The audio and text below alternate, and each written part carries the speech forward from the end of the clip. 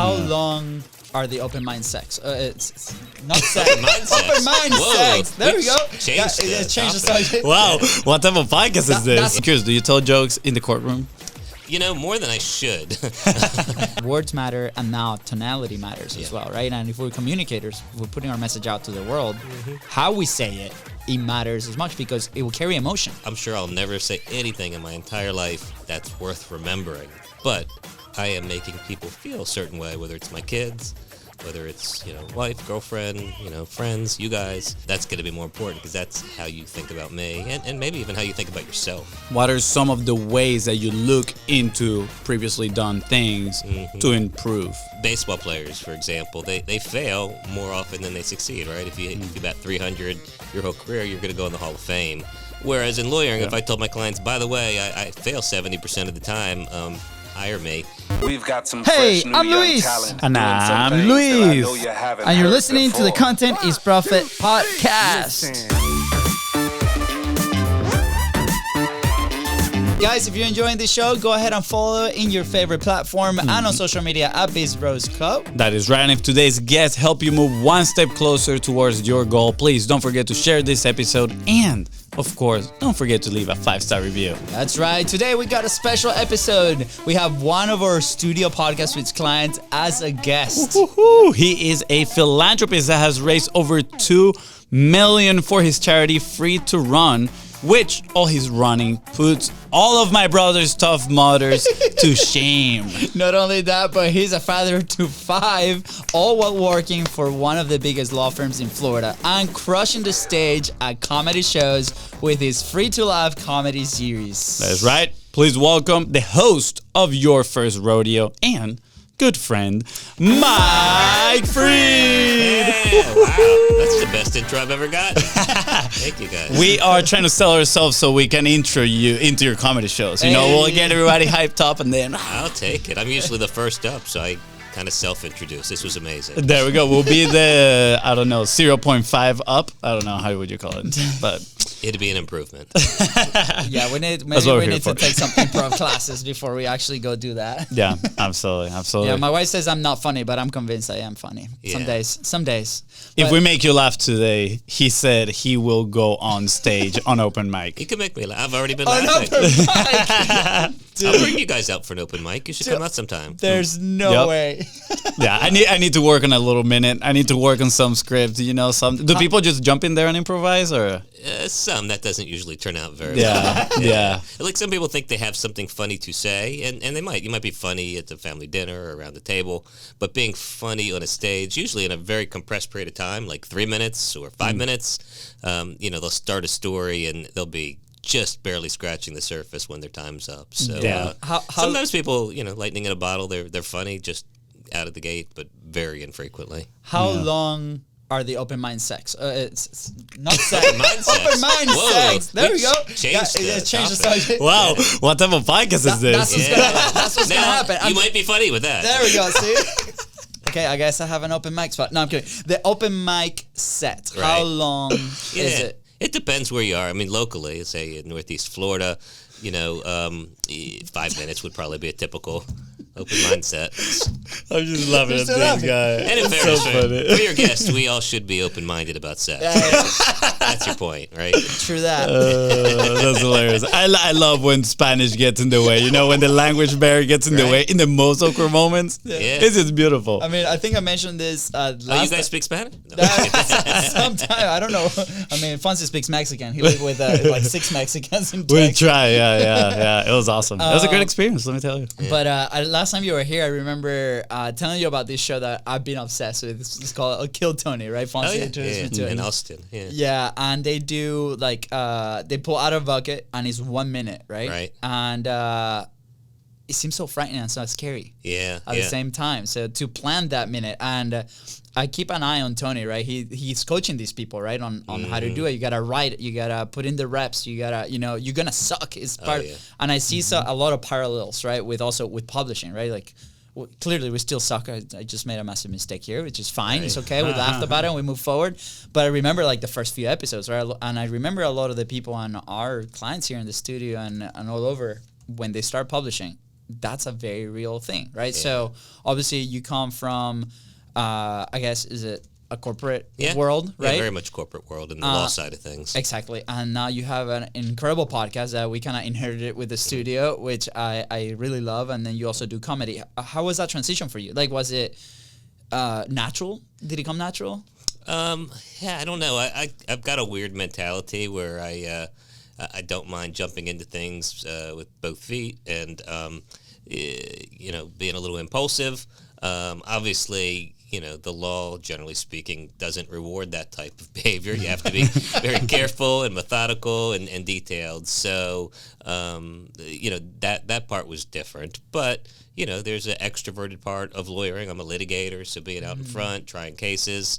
But there, there's similarities and there's differences. You really do have to be willing to suck for a while. But the tension, and I think it's probably the same, with podcasts and with a lot of the outward-facing things that you guys and your listeners are part of, you need to get butts in seats. You need to get listeners. You need your friends and family coming to see you so that you can have a value proposition. Yeah.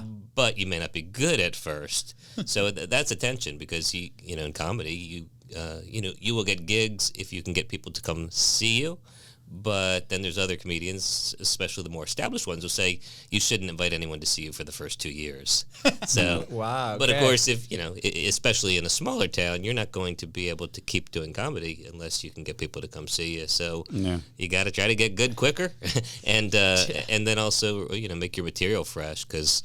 Unlike musicians who play other people's songs or play their own songs, but play them at every set, nobody wants to come hear a comedian tell the same jokes week after week. So you gotta freshen things up. Yeah, by talking about freshening things up and having a lot of reps, I'm relating this right now. I'm on a poker kick, right? Okay. Like I'm enjoying playing poker, learning poker, right. And one of the Did you things. win any money last week? I haven't played. I didn't play it last week, but last time I did take all your money, and I took my money back because I lent it to you, and then I beat you and got it back. But that being said, one of the things that they're talking in that world is that now players get better quicker because they're able to play multiple hands online. Right, and they're just playing and they're exposed to so much information that technically the good players improve faster, rather than go and playing in person and only doing 30 hands an hour in comparison to literally hundreds of hands an hour. So now talking about that kind of exposure, I feel like it could potentially be the same with comedy and social media, right? Yeah. People now can try skits faster and have a quick feedback loop. And then, test material and then go in person where you got to get, butts in seats and perform those good bits. Have you seen anything like that? Have you tried anything like that? Yeah, I mean, you have to be willing. I mean, you're kind of talking about the fail fast concept, right? Which is kind of in vogue in a lot of areas. And yeah, I mean, comedy, you guys were athletes. You guys were soccer players. Your listeners probably know. Looking at me won't surprise you listeners that I was not an athlete. I was in debate club and doing, things that were not as... Dangerous with words. Yeah, I guess. You're a mind athlete. That's a superpower, man. I'm a mind sex is what I was doing. I was only having sex in my mind. I'm suspicious that he's going to make it to your set at some point. Maybe. There we go. This guy Luis, he's got a brother named Luis.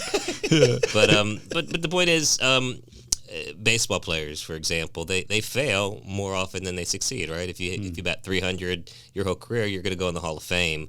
Whereas in lawyering, if I told my clients, by the way, I fail 70% of the time, hire me, that's not a good average. Yeah. Comedy is one of those things that I feel like it's athletic in the sense or courageous in the sense that you're going to fail. You're going to fail with the same joke one night. Might succeed, it's going to fail the next. Some nights you're going to get up, you're going to tell 10 jokes, and they're all going to fail, and you got to tell the first one, fail, tell the second one as if you're going to hit a home run with it. Yeah. And so, you get those reps in, you tweak a word here or there, or you abandon a joke that's not working, and you do have the opportunity to keep going.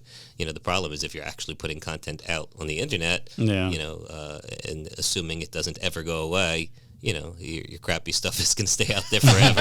And if your crappy stuff is, stuff that could get you in trouble or get you canceled or that doesn't age very well, there's that problem as well. I think it's part of the journey, though, having the bad stuff, not necessarily the stuff that's going to get you in trouble, right? But like your bad material out for people to see as well and then experience your journey, right? Like we talk about it with podcasting, which is somebody might find you on your episode 500, right? And then they're going to go back. It's like, oh, let me see how these guys were on their first episode. Right. And that can actually serve as motivation for some people, right? Because they might go in and listen to that first episode and like, wow, they were terrible. Now they're still kind of bad, but they have improved a little bit, right? Like Less terrible. Yeah, they're less terrible. Like, but now they're willing to give you a chance. But I feel like at the same time, that helps with relatability, right? People are going to feel a little connected to you. I like that idea. I think that's right. I mean, my first 10 episodes of the My First Rodeo podcast was doing in my living room or my dining room without the benefit of your studio, so that the sound quality is not as good.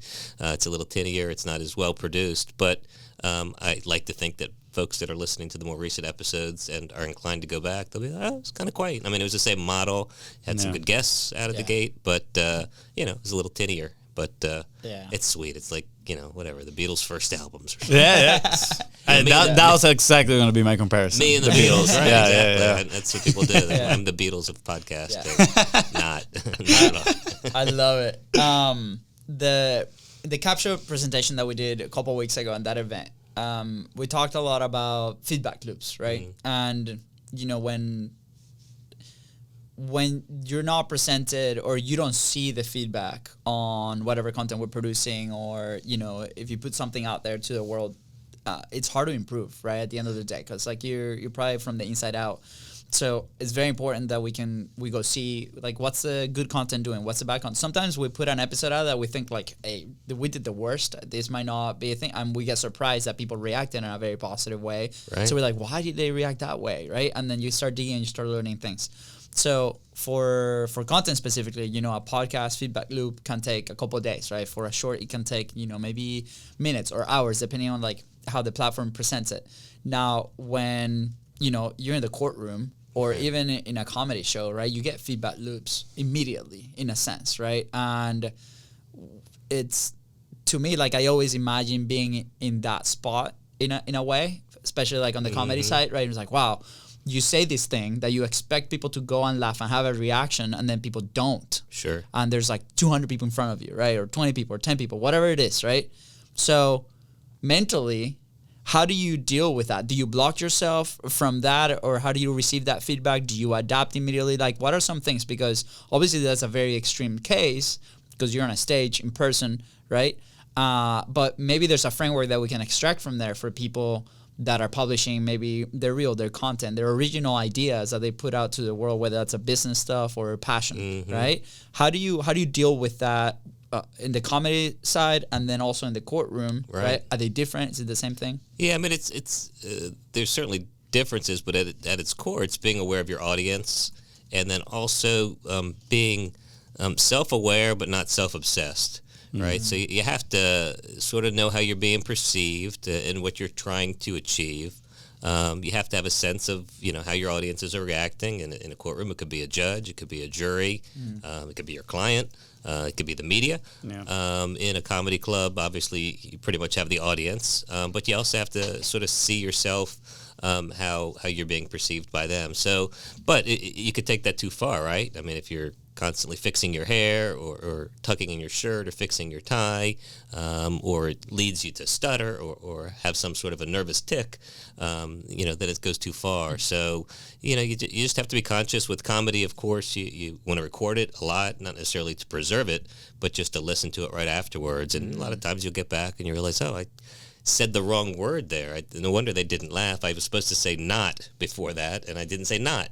And so they heard the exact opposite, whereas you're thinking you're killing it. So, just being aware. Comedy's kind of fun because if I'm opening up for a national headliner, say at the Comedy Zone, I'll do 5 shows in 3 days. So maybe a show Thursday, 2 shows Friday, 2 shows Saturday.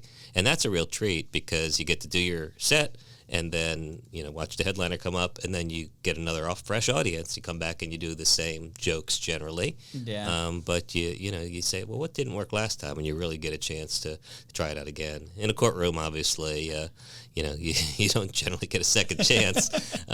But you do have to be aware of all those audiences.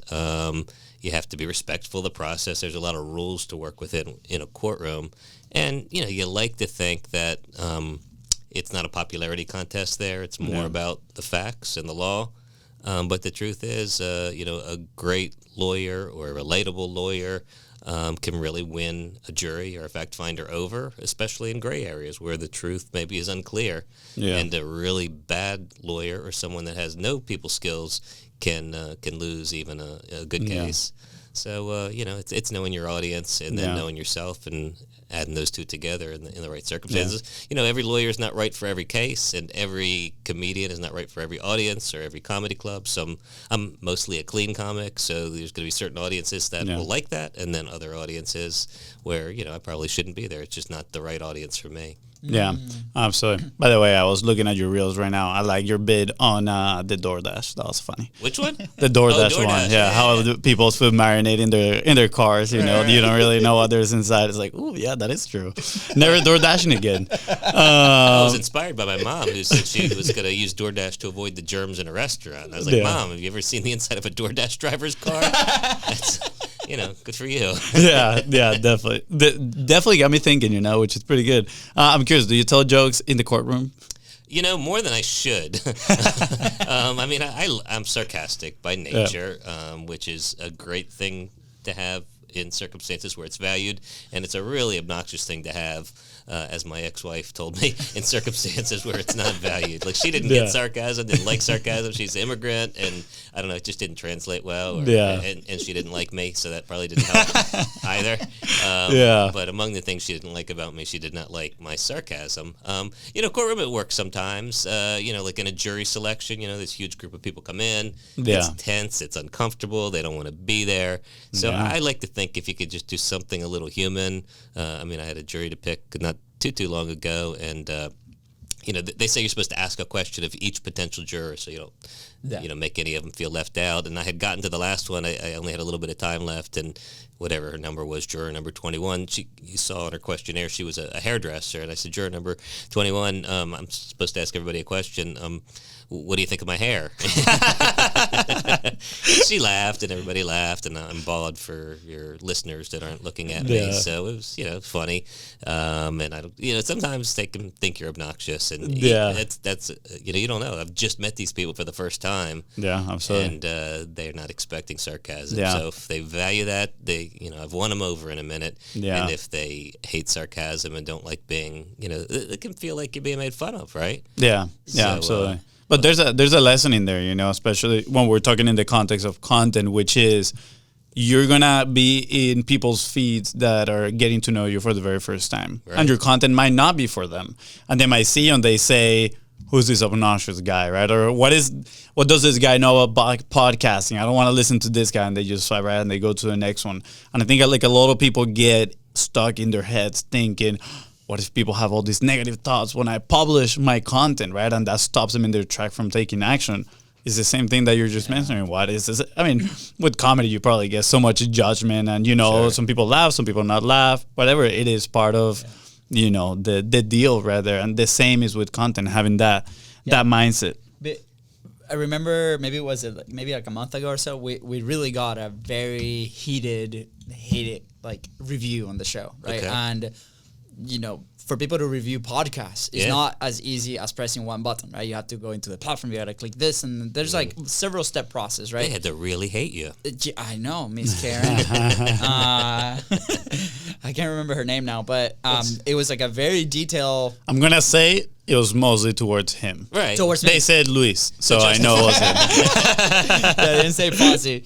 But definitely justified whatever the comment was. Yeah. And I owe an episode of like the lessons from that, because it's super interesting. Like that deters a lot of people. It got me heated, not because of the comments, because we don't care. Like we've done this for a long time. Sure. But something like that, wow, Fonzie. I might do a cookie right now. Could you make more noise with that cookie? I just put the paper right in the microphone. You said we were going to fight over the cookie, and now, while he's just you're eating way over it. there with the cookie, I can't do anything about it. Yeah. Wow. Sorry about that. You're not sharing? I thought I heard it was I could eat it all. So. We can eat the crumbs out of his beard. Yeah, that's on you, Mike. It's all you, my man. Not going there. All right, so this lady didn't like you. But yeah, so, and that's, for a lot of people, that's a big fear. It's like, Yeah. well, I'm going to put my message out there, right? And then there's going to be these random people, I don't know who they are. We call them keyboard warriors, right? Yeah, sure. Because they're so brave behind it. Right. But at the same time, the comments that she was saying was, hey, like the host, where they were also sharing too much of their story. They were sharing too much about them. Oh. And I think it was an amazing investor that came that day to the interview. And we're going back and forth, right? Right. And then to the point that we're just sharing, part of our journey is that we're also sharing our story here for a lot of people to learn from our mistakes and the things that we've done. So it's not an interview, it's really a conversation that we're having. So that's why I was at peace. As soon as I saw that, I just started laughing. I was like, well, this is actually a great lesson and we should talk about this stuff. So I want to encourage every creator out there that is also your story, your message. Right. And the people on the other side might not have the full background on what you're doing, right? They might be just seeing the tip of the iceberg. And, you know, we're talking about clips earlier, right? About these comedians that there might be like a bit or something that they do on social and that helps them move forward in their careers. But they've also working on their craft for so many years at the same time. And then it's like, okay, how do we maximize that little iceberg moment that we can have on social or content or whatever to then move forward? But so... And it's a fair observation. I was just thinking about your listener who made that comment because, you know, you want different things out of different podcasts. Like I listened to WTF with Mark Maron, one of the first podcasts really out there, and when I started listening to, and he's, you know, he's very self-indulgent, but it's his followers. I'm one of them. And so, you know, if he's interviewing, you know, whatever, President Obama or Ben Kingsley, I still want to hear his story in the midst of their story. But then I listened to Smartless with, you know, 3 other celebrities interviewing one celebrity. I feel like just my particular taste, they tend to overpower the guests because they've all got their stories. There's 3 of them, which is probably a lot of hosts. And but, you know, it's not wrong or right. I mean, each of those podcasts are very successful, and I want different things out of each of them. Yeah, definitely. I mean, that's like Then probably what, every finish comedian. that cookie? Yeah, destroy that thing. Wow. It was so good. If it Inhale it? Shout out to my girlfriend. I love you. Wow. Clip this part and send it to her. So, I mean, you were talking about, I totally forgot now with the cookie stuff. Yeah, the negative lady. The negative lady. But I had a comment on the tip of my tongue. Yeah, You should swallowed eat the it with a cookie. Right, no, went off with the cookie. Well, We agree or disagree. all right, I remember now. You were talking about the different podcasts, different hosts, different type of shows. Like that's a big factor too, right? Is personality. Like some people are just gonna connect more with a certain type of personality than other ones, right? Something that we've noticed in this show is that some comedians, right, in Kill Tony, some comedians come out and they're, you know, flashy and loud and they have this sort of personality. And then some other ones that just come in and they're like low energy, you know, like, and they're hilarious as well. Sure. And you can kind of even hear like different parts of the crowd laughing. It's like, oh, this person, you know, appeals more to this group of people and this other person appeals more to like this other group of people. And I find that interesting because as we move on this content world, one of the things that I feel we're more convinced every single time is the value of personality. Like the person behind the microphone, right? The person that is sharing the stories. Like their personality is going to attract a certain amount of people, right? And a certain type of people. And, you know, sadly, there's also some people that have no personality at all. Right. And they go in there and they're like, oh my gosh, we call them pan sin sal, right? Like bread without salt. Huevos sin sal. Huevos sin sal. Without salt. No, pan sin sal. Bro.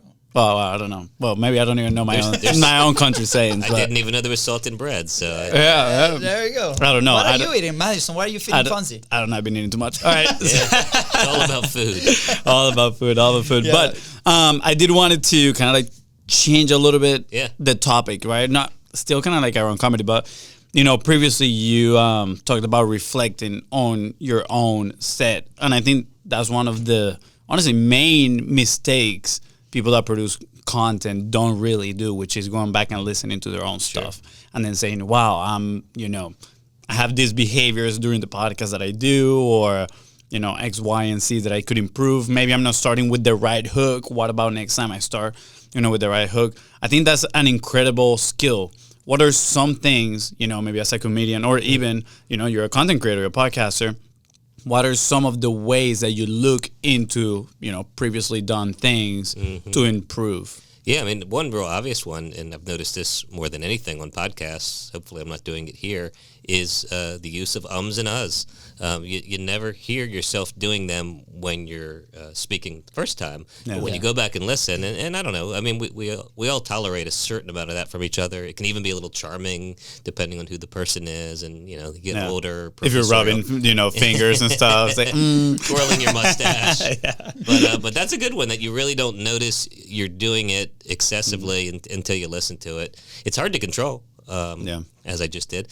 But so that's one. There's talking over guests is certainly something that you can miss. And again, that can be fun and conversational, or it can be, just annoying if you're literally not letting the interviewee get comments out. Sometimes you listen and either I'll notice it or someone else will notice it. But if you would have shut up there, he or she was just about to say something really cool and you offered your own example. And lost that opportunity. So those are the kind of nuances that in real time I think I tend to miss. Comedy, it's a matter of, did I say the right word? Sometimes the most beautiful things happen because, again, comedy for the most part is scripted, but it's meant to look like it's not scripted.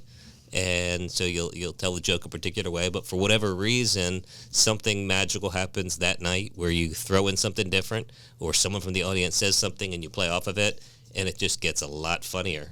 And then you try to capture that lightning in a bottle and use it again.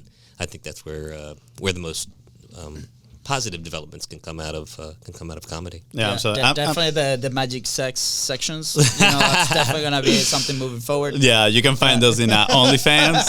Right. That's the other Luis. But I had a great idea because we have a story with the ums, right? Like when I first came to college. You love this story. I love this. At this point, I'm saturated of that story, but share the story. But there might be some new people that don't know. But I don't know it. But I'll do it fast, right? First class is speaking in UNF, right? And we had about 30 people in the room, and they're like, "Hey, prepare a 3-minute presentation about whatever you want." So I'm like, "Oh, this is easy. I'm gonna talk about Venezuela, right?" So I just put a slide with a bunch of pictures, and I was gonna talk about each of the pictures. Did not write anything. I was just going off the cuff from the picture that was there. So I was one of the last ones, and the professor had a counter and sitting next to her. And anyways, people are like 10 ums, 15 ums, 5 ums, right? And everybody's like, oh, crap. And I think that the last one, like the top ums was like 20, right? So I go on and I do my thing, and in my head I'm like, wow, this is great. Like, it's flowing amazing. I love what I'm doing. And obviously this is now this is like 11 years ago, right? Right. And finished the presentation, and I noticed the professor engaged on it, right? So as I'm talking, I see she's engaged, the students are engaged. So I'm like, this is going great. Anyway, she asked the person next to her, she's like, how many ums? And he just looks at the professor like, 120 ums. Whoa. And we're both like, what? In shock. I was, that's not true. And she's like, I got him here, like the sheet full of like little dots, right? And there was a lesson, right? At the end of the day, for me, the lesson was, that's not going to stop me from saying the thing, because I was being engaging in different ways, but at the same time, great feedback to be able to do it, right? So I wrote here, new contest for those listening. Mm-hmm. New contest. Count our ums. I already, I started. You started? I started like 2 seconds ago. You got 2 ums so far. Count our he was ums, talking about and if for the full episode. I didn't count those. I didn't count the ones where he mentioned the deliberate ums. I have to don't say I was like, all right, I'll excuse that one. Let's go ahead, see it on your screen.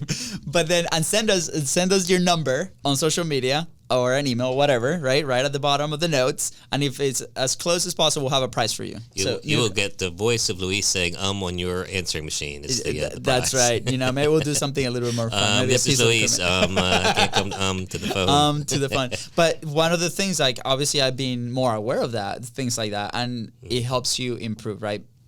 to me, I also speak very fast. That's a lot of people say me that. Say me. They say that? they say to me, and I've been trying to make it a little bit slower. Doesn't work most of the time, but it's okay. What's that balance for you? Like, how do you find the balance? How do you lean in into you fully you, or do you listen and grow from that and adapt? Right? Yeah, I think that's right. In comedy, it's important to let jokes breathe as well. And if you're nervous or if the first couple jokes bomb, a lot of times I'll start rushing. But I notice if you just wait a little bit, particularly if it's a bigger room. I mean, if it's a theater, you need to wait for the laughs to come from the back of the room to the front. So you really do have to find something to do, whether it's fidgeting or looking like you're fidgeting or drinking water or something, to give everybody an equal chance to hear the joke, react to the joke. But if you just rush in, a lot of times you'll not give the audience a chance. Sometimes I try to tell intellectual jokes. Sometimes they take, a little bit of thinking, I hope. And sometimes it takes a lot of courage to put silence there, because if nothing comes, it's really, really painful. You just walk out. But sometimes you pause. It feels like 5 minutes, but it's probably a half a second.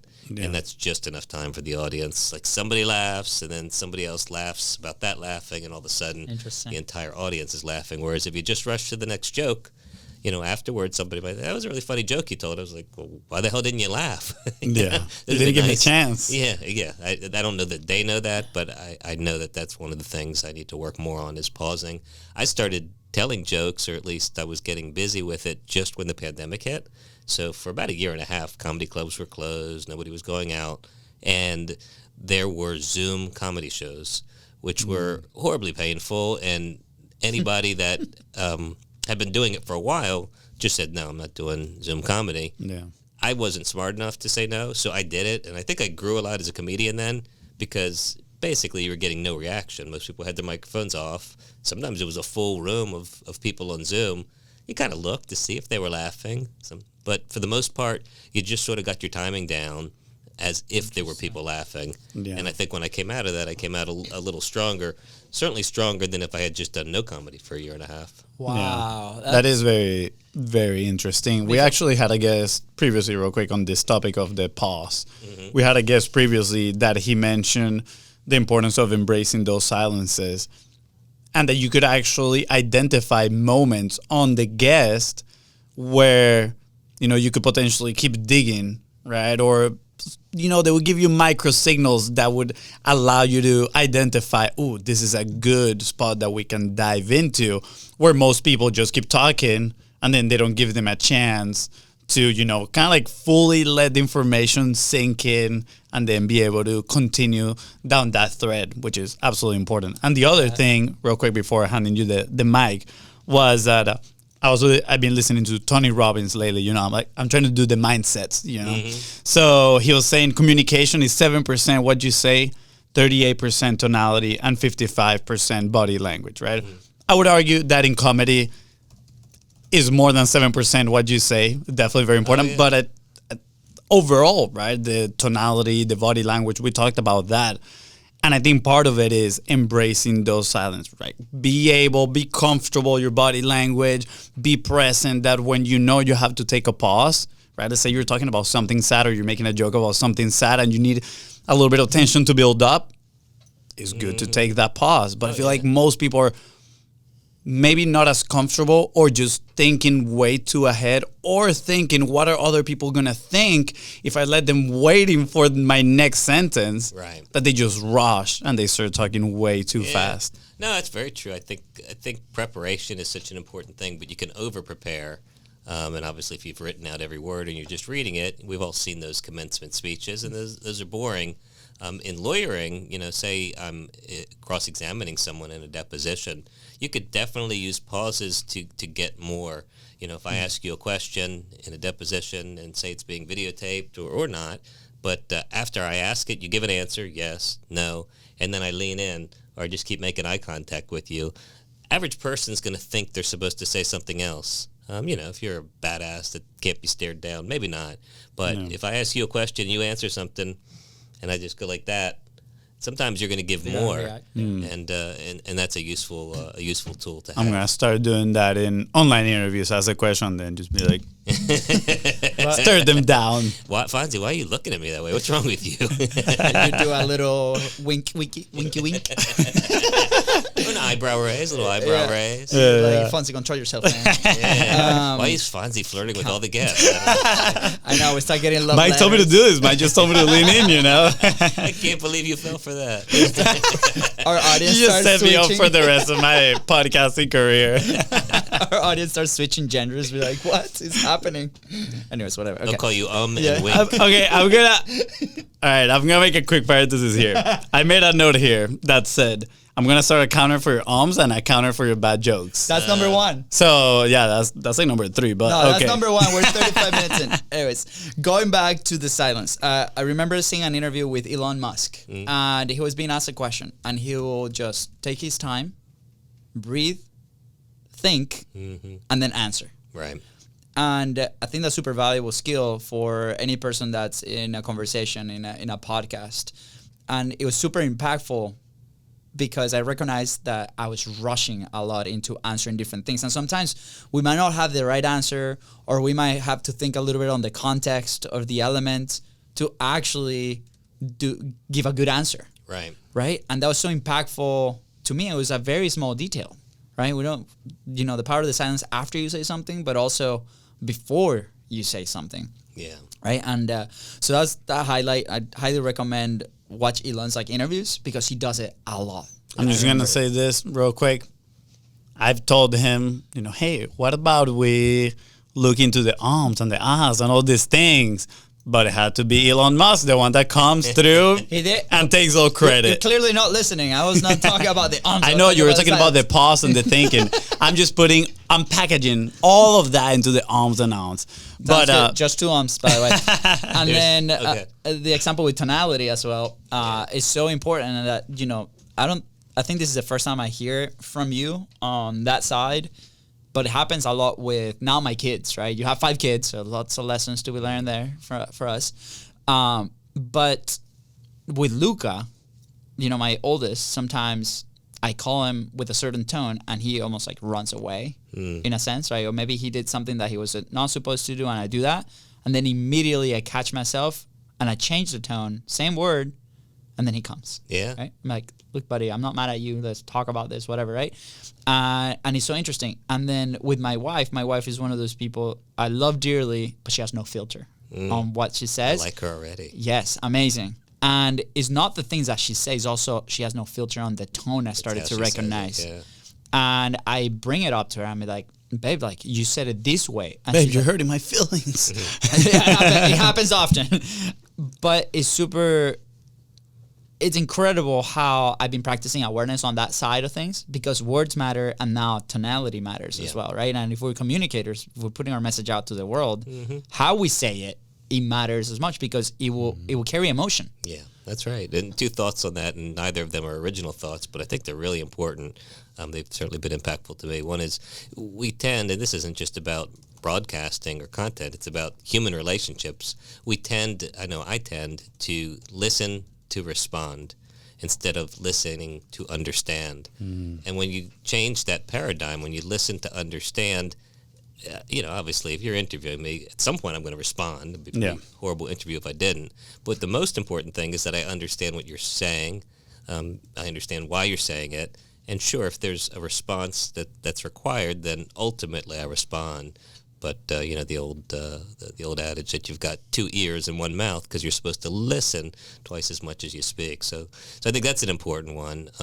The other one that you made me think about with your son, and it actually came up with my son. He didn't say it this way, but I remember years and years ago. He's 26 now, but when he was probably about 11 or 12, I was telling him something, and we went to bed. The next morning we woke up, and I was like, Anthony, I was disappointed in how you handled that situation. You weren't being nice to your sister. And he said, you're right. And he said, but I just didn't feel like you were listening to me. I know you were right, but I didn't feel like I was listened to. And that reminded me of the expression that people don't remember what you said. They remember how what you said made them feel. And that's how your son was responding. That's how my son responds. Yeah. And yeah, I'm sure I'll never say anything in my entire life that's worth remembering. But I am making people feel a certain way, whether it's my kids, whether it's, wife, girlfriend, friends, you guys. That's going to be more important because that's how you think about me and maybe even how you think about yourself. Yeah. So lots of lessons there. Absolutely. I love that phrase. Please, people don't remember what you say, but how what you said made them feel. There's so many times where I'm sharing the excitement of events that we've been to. It's like, whoa, we went to ClickFunnels and we watched Tony Robbins live. What an experience. And the people I'm talking to ask me, oh, so how did it go? What did you learn? What were these? I was like, actually, I don't remember anything that he said, but the emotions were so high. I was crying on that thing. It was absolutely amazing. Yeah. Right? And it's that power of emotions. Actually, emotions are the ones that get ingrained in your memory, which I think it talks on another aspect of content and probably comedy as well, right? I mean, comedy, you're driving this emotions. I think it could be a roller coaster, right? Sure. But on the content side as well, how are your stories driving emotions? If your content is just all straight factual, it might have a coefficient, emotional coefficient very low. Sure. But the more stories you add in there, maybe, your tonality, your body language, that can increase that emotional aspect on your content, which is gonna, help the listener, remember you a little bit better. And I think it's, again, the same with content. Fun story, actually. The way I discovered Kill Tony was I was watching a poker video. Some guy that he is super spiritual. It's super odd because he gambles, right, for a living playing poker, but he is super spiritual. So he moved to Bali. But he said, the only TV show that I watch with my wife is Kill Tony. And he said, there's something spiritual about comedy. It's like you see people stepping in stage with all their problems. Sure. And they share their stories as hard as they've been. They're trying to get a laugh from the crowd, but they're putting themselves fully out there for the world to see. And now relating that back to emotion, once I started seeing Kill Tony, obviously the main purpose was I wanted a laugh. I wanted comedy. But some of the comedy that comes out, the story that these people share, and one of the things that Tony asked him is the story that you're sharing is true? Like, is this joke real? Authentic. Yeah. And a lot of them say, yeah, like this actually happened to me. I'm mind blown. I'm like, wow. Right. The level, how open are they? The level of vulnerability that they have to share this with the audience is absolutely amazing. And usually those, again, I might not remember the joke exactly, but those are the ones that I'm like, wow, those were some good comedians that stepped up in there. The same with content, right? The people that make you feel something with their content, those were some good pieces of content. I think you have great stories for your set. For my set. One involves teeth. Yeah, I know what you're talking about. I don't know that. That's a start. You gotta have good life experiences. Oh my goodness. Yeah. Well, I'll think of that one. Madison knows that one, so yeah, she knows everything. Nothing but still. to lose on that one. I might start with something more lighthearted for that. I don't even know if I'll do that. You lost, so you are walking on the open mic. I think you should both come. It's a challenge. We'll think we about might it. accept it. I might need some tips on how do I write a good joke. Let's go with that. How does somebody write a good joke? Well, you already touched on one. It's got to be authentic. I mean, there's some exceptions to that rule if it's just a word play or something like that. But, a joke about, raising kids or having a girlfriend or being an immigrant or growing up in Venezuela, that's going to be funny, or at least it's going to be the premise for something funny, something authentic about you. For the most part, you got to be likable. There are exceptions to that rule as well. There's the Andrew Dice Clays of the world. There's Chappelle, who, they've got their own followers in a different way. But even Chappelle, I would say, people like him, the ones that like him, and, therefore they like his stories. You got to have, and again, every rule I'm going to give you, there's exceptions, but you got to have something funny happening at least every 30 seconds. So even if it's a 10-minute story, say like a Chappelle story, if you dissect his jokes, there's a funny line or a funny little rabbit hole he takes you on about every 30 seconds because generally, if people are coming out to laugh, they want to be laughing. They don't want to sit and wait for some really amazing build-up. Yeah. The problem is, even if it's hysterical at the end of 10 minutes, one laugh for 10 minutes is just not enough. It's not a good, it's not a good ratio. Is there like a ratio laugh per minute type of 30 deal? seconds is sort of a a rule of thumb, and again, you could do different. Obviously, you could do more, but you don't want to do much less, because then you're putting all your metaphoric eggs in one basket, and you're hoping that the punchline's going to be rewarding enough to justify all that time. Yeah. Again, sometimes that works. For Chappelle's a good example of it. Interesting. He tells these really dry, poignant stories. I'm remembering one he tells about a buddy of his who he knew, and then he saw him years later, and he was working at Foot Locker, and I won't blow his punchline, but it's a long ways to get there. But because it was so serious and somber, and the things this guy had navigated, the reversal, the direction that it takes at the very last second, is a huge payoff. Yeah. But that's a big investment to make for Yeah. somebody if you're not Chappelle. That actually, it's crazy. I'm seeing a lot of parallels between comedy and content creation, right? You said don't put all your eggs in one basket, right? Meaning in the terms of laugh per minute. Don't get only one laugh in a 10-minute set, because obviously your risk of failing is way bigger than if you do it every other 30 seconds, right? Then you will be having potentially 20 moments for laugh, right? In a 10-minute set if you do it every 30 seconds, which gets me thinking, don't put all your eggs in one basket when it comes to content, right? Diversify your content strategy. We're actually talking a lot about this with our clients at the moment, and it was one of our predictions for 2024, which is there's going to be more series out on creators. So, for example, somebody that creates short form content, they're gonna do a series on how to run a podcast, but at the same time, we're also gonna do a series on funny skits that happen on podcasting, right? Like when, for example, my brother mispronounced words and all that type of stuff. What? 30 seconds. Wait, 30 seconds. I'm going for my next one. But, all those things I think is super important for creators. And the fact that you said the same thing for comedians, I found this super interesting. So many parallels. Yeah. Speaking is speaking. I agree with you on diversity. So, for example, if you had a podcast, you definitely wouldn't want both podcasters to have the same name, right? That would be a bad. Yeah, that definitely is rough for sure. That's why we changed it into. He changed it for me into Fonzie. We used to say, and I had to embrace it. We used to say that the sexy voice was Fonzie.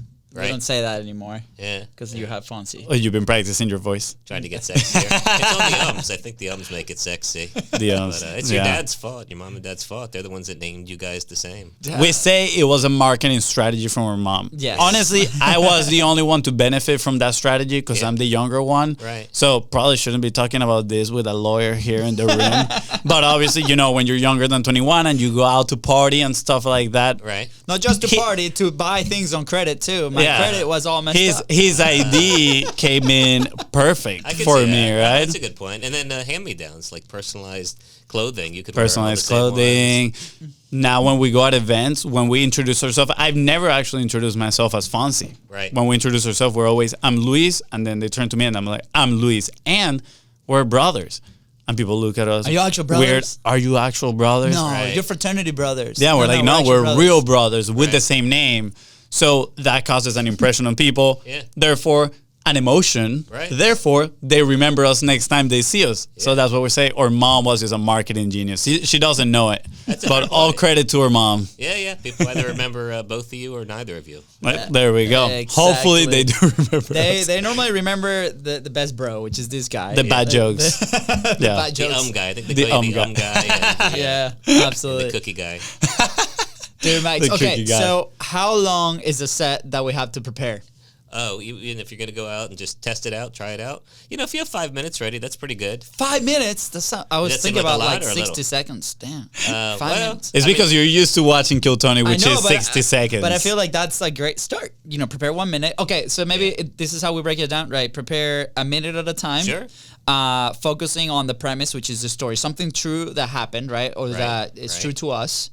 And something funny has to happen every 30 seconds. So that will be like a good framework to kind of start writing. That's a perfect framework. Yeah, and I mean, nobody's ever going to tell you to spend more time on stage. So if you got a good 30 seconds or 60 seconds or a couple minutes, then do Just that. walk Say, out. thank you very much.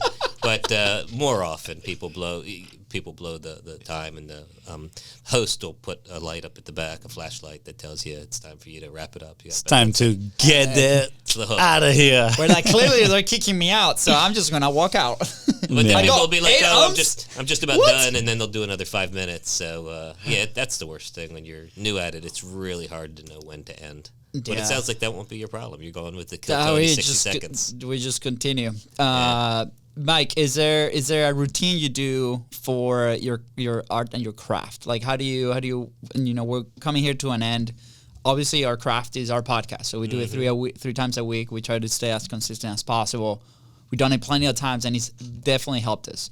On comedy, what I've heard is like you gotta write, write. Yeah. What's your how do you master your craft? Yeah, I mean, I exercise that every day, and I do think I create more than the average comedian. It doesn't mean I create good, but I do write every day. A lot of comedians will get their tight 10, will get a really good set of 10 minutes, and then they'll add something periodically or occasionally. I write new jokes and try them out every week because, A, I invite people to come see me time and again, and so I feel like I owe them new jokes. Maybe not 100% new jokes, but some new jokes. What I do is I kind of, if you watch the late night shows, I write as if I work for Stephen Colbert. I will take the headlines and see something happening, hopefully not something tragic, but, whatever, the Air Alaska plane with the windows blown off, obviously a big deal now. We're ready to get that 50% off flight. Exactly. That's what I saw yesterday. I saw they were giving 30% off on their tickets, and I said, and everybody gets a window seat. Not, it's not a great joke, but it's I laughed. It's an I loved exercise, it, and talk about every 30 seconds. It's just a setup and a punchline, a setup and a punchline. So I'll do that for at least 20 minutes every morning. Nice. Some of those jokes never see the light of day. And here's the thing. If they're good jokes, they don't last very long, because if it's a joke about Christmas or New Year's or the Air Alaska plane, nobody's going to want to hear about that in 3 months. Yeah. At least I hope not. Another Unless it happens parallel, again. another parallel with content right here, right? Trending topics and then evergreen content. Correct. That's exactly pretty right. much the two main buckets in which we produce content with our clients, which is trending, right? Is there anything right now that has attention to it that also you can leverage to divert attention towards yourself and towards your craft? Sure. Right? And then you use that. But again, that joke won't last too long. But then you get the evergreen ones, which I'm guessing in comedy might be the more your story, something more organic or something historical that has lasted the test of time. Correct. And I'm always trying, you want to create those jokes about parenting, jokes about, more general airline travel, and hope that they last a while. And then you file them away, because I do a lot of corporate gigs, and sometimes you got to pull out the jokes that relate to this specific industry or what have you. Wow. I love it. This is awesome. All right. Challenge accepted. I'm not putting a date on it. Yes. But I'll start writing and see what comes up. Do you present every week? Do you go on stage every week? I do about 10 shows a month on average, which could be 5 in a weekend, none the next week, and then maybe 2 or 3 the following. On average, I do, and would be remiss if I didn't tell your listeners who are at least in the Northeast Florida area, February 17th. Yes! The Clean Comedy Series at Murray Hill Theater. Dry bar comedian Danny Johnson will be the headliner. Joey Nick will be the feature, and I'll be hosting. So come on out for that. Get your tickets now. It's a 300-person venue. Would love to fill it up and to have clean comedy every month at the Murray Hill Theater. I think there's a market for it. Obviously, Jacksonville's a very, it's got a lot of different people, but it also has a lot of churches. And I'm sometimes resistant to invite church friends to come hear me, even though I'm clean, because the next guy might be talking about dick jokes or something. Am I allowed to say dick jokes on your podcast? Yes, They 100%. might be talking about those things. So, that could be funny, but it's not for everybody. So here's an opportunity for everybody who says they just want clean comedy to come to the Murray Hill Theater Clean Comedy Series February 17th. Where can they buy the tickets? Murray Hill Theater on their website, on their event page, and you can go right there, get your tickets, and show up. It's Valentine's weekend. What a better place to bring your daughter, your wife, your girlfriend, probably not girlfriend and wife. I would separate those. this one show. Fonzie, that's with you, buddy. Madison, no, do not listen to this guy. There's one Luis that's married I and know. one girlfriend. He's just trying to keep it that way. You're just saying that to get cookies. Yeah, he didn't I give love me it. cookie, Madison. I'm looking here. There's also an Eventbrite page where people Correct. can go on and they can get the tickets. We're gonna link that on the description. But you know, I think it would be fun if we give out a few tickets. We can give out 5 tickets. First people to Ooh, DM, baby, let's go. DM us. You know, I don't know, we want in or cookies, whatever. Just DM us that you want to go to the show, and we'll give you guys that's some amazing. tickets. Let's Yeah, go. absolutely. And we'll be there. We'll be there for sure. Didn't even know we had an audience here. You guys are hearing that too, right? Yeah, the back of the room is very far. This Yeah. is the laugh from like minute 2. See? Yeah. First joke we told just came back. Yep. That's exactly right. Yep. Should have said and given it a chance to get back. Absolutely. It's all about the mindsets, I think. There we go. My It's all about sex. Hey, man. If Closing loops. Let me tell you. Another parallel, right? We open a loop. I feel like that's actually, I've seen that a lot in comedy. I like geeking out on like breaking down things like, Sure. ooh, they said this thing like 5 minutes ago and now they're closing it down. I like structuring things like that. I think it's pretty cool. It's called a callback, and that's a callback? It's so funny because people, I'll always build callbacks into my sets because it's like a magic trick. People are like, oh, he said that 10 minutes ago and now he's talking about it again. Yeah. That's genius. It's, Yeah, I'm gonna share the story of the first ever callback I experienced. Okay. And it was amazing. It was actually a kid from my grade back home, back in Venezuela. We used to do this. from your grave. My grade. Oh, okay. We used. Wow, okay. on, man. We used to do these Not yet, trips. anyway. Yeah, not yet at least. We used to do these trips when we were in 4th, 5th grade, and 6th grade, where we would go a week with our classmates to somewhere in the country. It was a lot of fun. Right. And we went to this beautiful place called La Gran Sabana. Honestly, if you ever go to Translating for you Venezuela, guys, it's the Grand Savannah. like the Grand Exactly. Savannah. Thank you for Appreciate it. translating. Appreciate it. Yeah, appreciate it. It's incredible.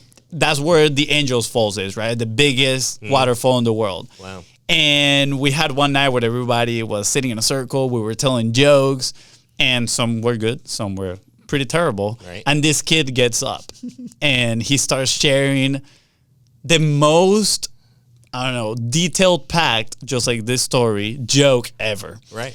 He's like 2 minutes into the story, not even hitting a punchline or anything. And it's about this guy and a ring. Right. And then all of a sudden he says, and the guy gets upset and he just throws the ring into the ocean and he gets lost. And everybody's like, all right, and then what? And like there was like no punchline. It was terrible. It wasn't a joke. And the kid's like, all right, that's a joke. And everybody's like, what? This is horrible. Like, get out of here, dude. Like, everybody's like, boo. You know, the classmates, we were like maybe 9, 10, something like that. We're like, oh, you suck. And then, I'm not kidding, 30 minutes later, he comes back. He's like, all right, I got another joke. I got to, revindicate myself. And everybody's like, all right, cool. And he starts another story and people are like, oh my gosh, this is terrible. Another one of this. And the story is about a diver. So he's talking how the diver all of a sudden found the ring. Wow. Dude, everybody cracked up. We're like, what? This is amazing. You know, the setup that he did, he endured the booze Right. of the whole crowd, then planted waited the seed. 30 minutes, the patience that required to pull this off. And then he stepped in there and did that. I was like, this is once in a lifetime. This is prime Netflix special out here. Wow. So, You need to track that guy down. That's something. I know. He's Who in is he? he's in Canada, Santiago Rangel. Oh, okay. Yeah, he's in Canada. Well, Is he last doing time I stand-up? talked to him, he was in Canada. I don't know where he is right now. You No need to stand-up? thank him. He left an impression on you. He definitely left an impression. I was like, wow. So I love callbacks. When I see a good one, I'm like, this guy. They know. That's work awesome. well. Dude, Mike, it's been an absolute pleasure having you on the show, man. you. Is there anything else that you want to share with our audience before we head out? No, I mean, if you're not following these guys, you need to. And if you're not doing business with them, I know they didn't ask me for that, but they do help produce my show, the My First Rodeo podcast. Love it if you all listen to that. Follow me Absolutely. at Freed to Laugh. And keep doing the great things you guys are doing. And I will be following your advice. Thank you. I personally want to bring you back to talk a lot about the philanthropy side. I think that is absolutely amazing what you're doing there. And I also want to talk more about your podcasting side. You know, you talked at the beginning, you mentioned that you are like to jump in into things. You cannot do that in law, but I feel like you have this side of you where you like to try out things, and the philanthropy that you've put together, Free to Run, is a testament to that. I think that's something that you probably created with those emotions. Like, I want to help people. You started it, and now you've raised over $2 million. Yeah, hey, we're up to 2.5, not to 2.5. $2.5 million for pediatric patients and senior citizens. So incredible. it's cool, but, So let's bring you back and talk more about that. I'm going to leave an open loop that will close. Who knows? But it's going to be more than half an hour. That too, we talk about selling businesses, right? The new things, and so a lot of creators and people that have businesses, maybe that might be a thing that they're not thinking right now, but it's something that we should all be thinking. On the lawyer side, if you need a lawyer comedian, I am that's perfect. One of them. Absolutely. Sweet. Fonzie, anything else? No, just thank you, Mike. It was awesome. Thanks, guys. Appreciate you. Absolutely. With that said, guys, thank you so much for tuning to the Contents Profit Podcast. Go ahead and follow the show in your favorite podcasting platform and on social media at Babes Rose Co. That is right. If Mike here made you laugh and help you get one step closer towards your goal, please don't forget to share this episode and leave a 5-star review. See ya. Bye, guys.